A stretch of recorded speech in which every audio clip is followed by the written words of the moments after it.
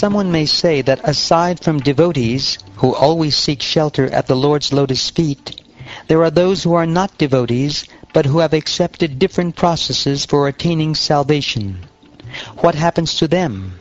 In answer to this question, Lord Brahma and the other demigods said, O lotus-eyed Lord, although non-devotees who accept severe austerities and penances to achieve the highest position may think themselves liberated, their intelligence is impure. They fall down from their position of imagined superiority because they have no regard for your lotus feet.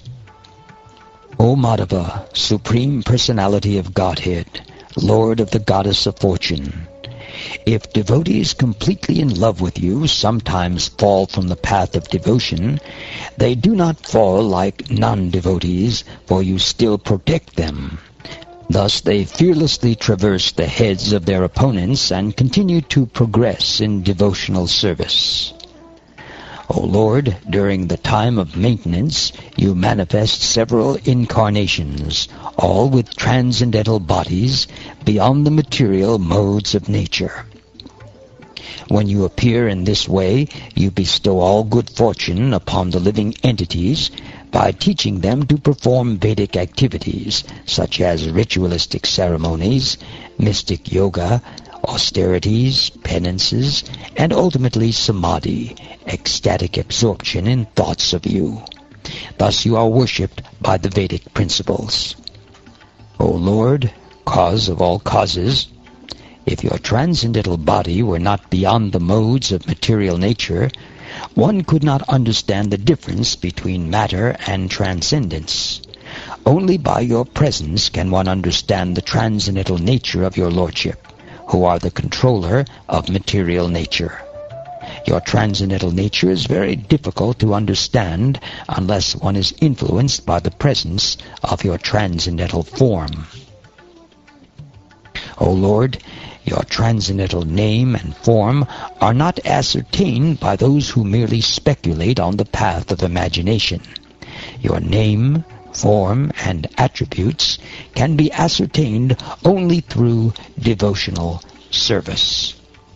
Even while engaged in various activities, devotees whose minds are completely absorbed at your lotus feet and who constantly hear, chant, contemplate, and cause others to remember your transcendental names and forms are always on the transcendental platform, and thus they can understand the Supreme Personality of Godhead. O Lord, we are fortunate because the heavy burden of the demons upon this earth is immediately removed by your appearance.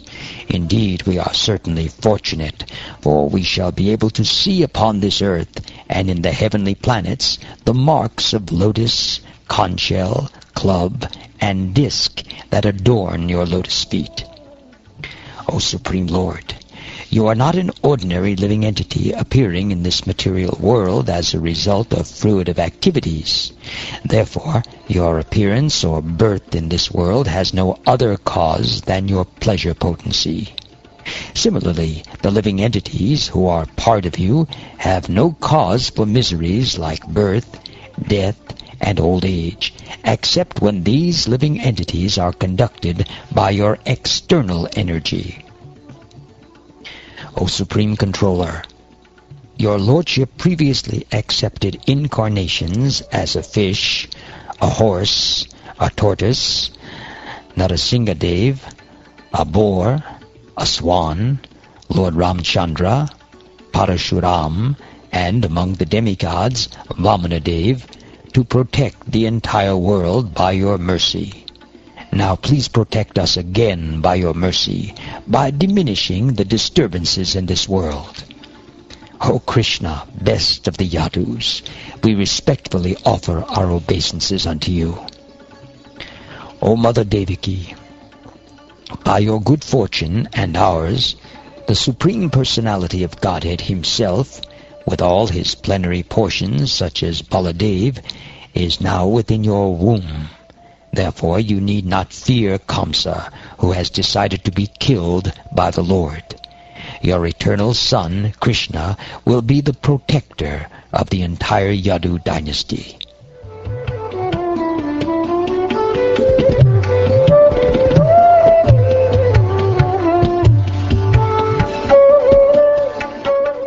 After thus offering prayers to the Supreme Personality of Godhead, Lord Vishnu, the Transcendence, all the demigods, with Lord Brahma and Lord Shiva before them, returned to their homes in the heavenly planets.